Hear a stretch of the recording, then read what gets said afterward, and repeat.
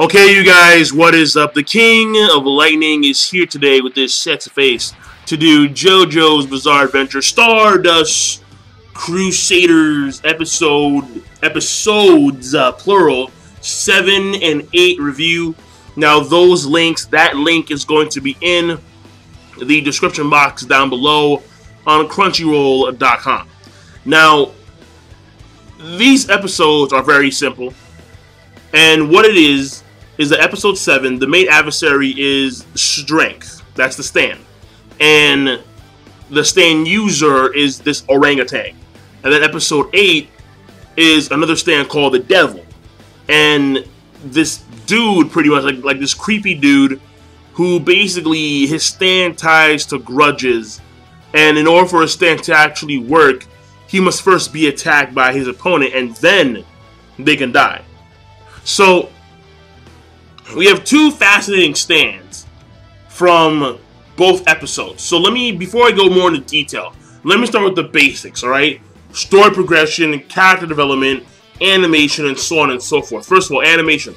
As usual, on point. Now, maybe it's just me, but me personally, I haven't yet seen a fight that has been animated to the same level as Polnareff versus Avudul. That's my personal opinion. Alright, those two have like the best animated fight thus far.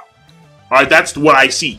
But I'm not saying that the animation was bad for episodes 7 and 8. In fact, it was pretty damn good. But it wasn't at the same level as that fight between Avudul and Polnareff, because that was a really good fight when it came to an animation standpoint. When it came to episode 7, between Jotaro and Strength, the stand, and the orangutan, it was okay. It wasn't that bad at all. When it came to episode... And then, like, the scenery, I mean, like, the ship itself looked nice. I mean, and you were in the middle of the ocean, so the only scenery that you actually get is water and clouds. Nothing too spectacular. But that was okay from an animation standpoint. When it came to episode 8, from that standpoint, animation-wise, it was actually pretty good scenery-wise, because you had Singapore. It was very vibrant, very colorful. The hotel looked very nice.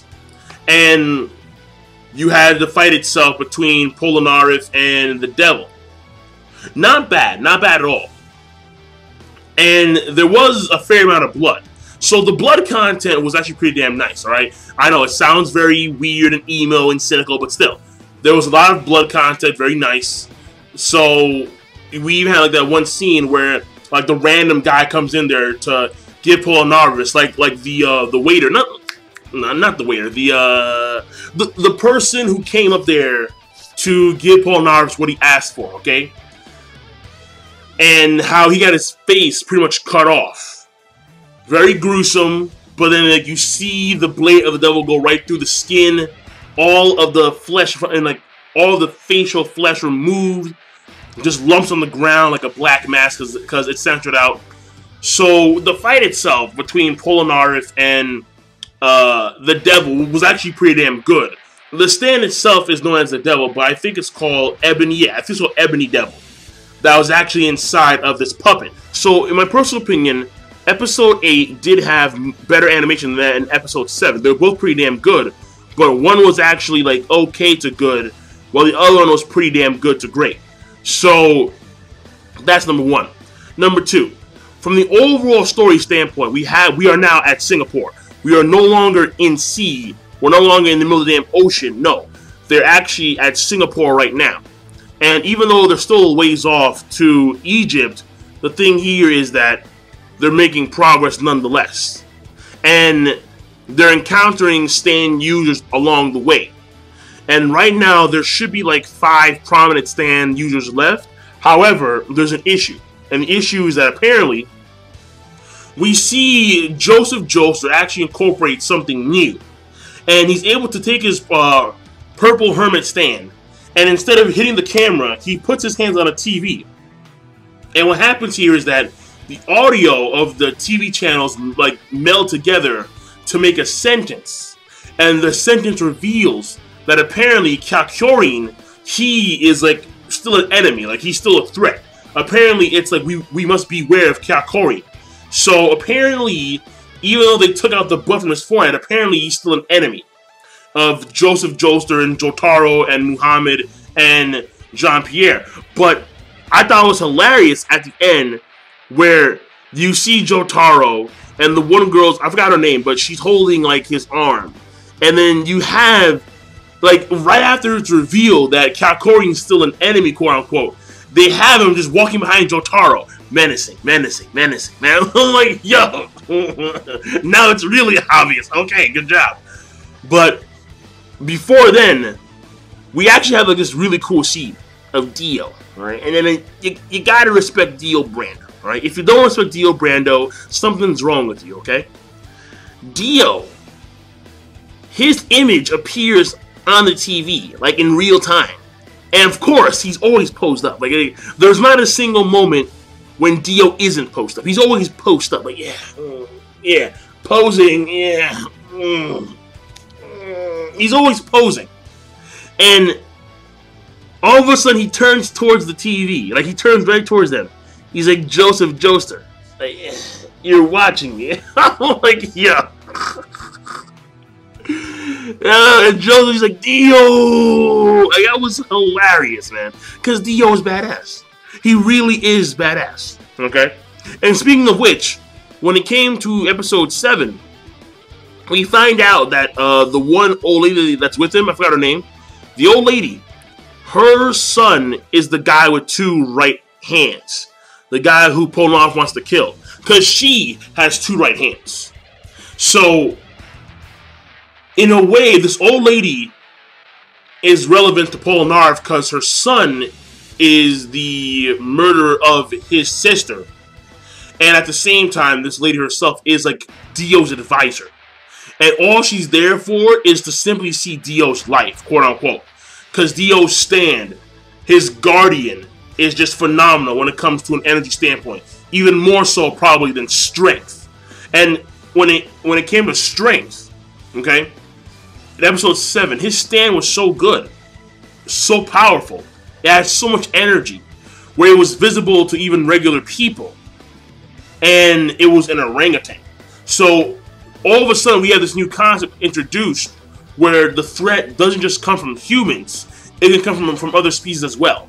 So who's not to say that we have the main party walking down the street, and all of a sudden, like, the stand user is like a dog? Very possible. We have an orangutan, all of a sudden, like, you could throw other animals in the mix. You really could. So, I mean, that's pretty much it. Because the pacing for both episodes was actually relatively, you know, quick as normal, but still not a big deal at all. I'm actually quite used to it. I am. And what I do want to say is that right now, there seems to be, number one, this bond growing between this little girl and Jotaro. That to me is very obvious, okay? And to you, it should be very obvious as well, because she keeps on staring at JoJo, and JoJo, he's not throwing her off to the wayside. Like, normally, whenever a girl comes to him, like, JoJo, like, you're so cute, you're so handsome, he's like, get the fuck out of my way, bitches. I don't have time for you. And in this case, he's not doing that. So all of a sudden, there seems to be like this bond growing between like this little girl who's waiting for her father, but he's coming in 5 days, and Jotaro. The next thing is that right now, I think that there's going to be, I think, 5 prominent main stand users gunning for Jotaro and his party. And even though, and here's what you got to keep in mind, even though both Joseph and Dio can like watch like what the other one's doing. Again, in this episode, we see Joseph watching Dio. Because Dio is always like he's never truly in the limelight, okay? He's always in the shadows, like always hiding in darkness. So they can never get a good location on where Dio is. So even if they go to Egypt and they go to where they want to go to, they're actually, I think it's Cairo, I'm not too sure, but because I forget. The thing here though is that once they do get there, it may not be instant that they find Dio. Where in Dio's case, he knows where they are exactly. Because they're always moving around, they're always in the limelight, and he can always send these stand users beforehand to try and take them out. So that's what we see, because we see they get to Singapore, and once they get there, there's already a stand user waiting for them to take them out. So Dio has clearly the advantage, and when they try and counteract, Dio has countermeasures against their counteractions. So again, we see Joseph looking at Dio. Dio knows he's looking at him, and he breaks the TV screen somehow because he's Dio. So Dio has countermeasures in place. He has several layers of protection, whereas Jotaro and Joseph do not.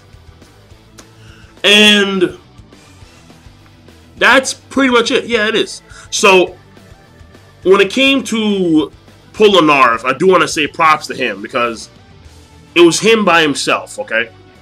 And he was able to take out this devil stand. He was able to actually break the glass, and he was able to actually see the trajectory right above the bed, able to take out the ebony devil and the doll that it was controlling.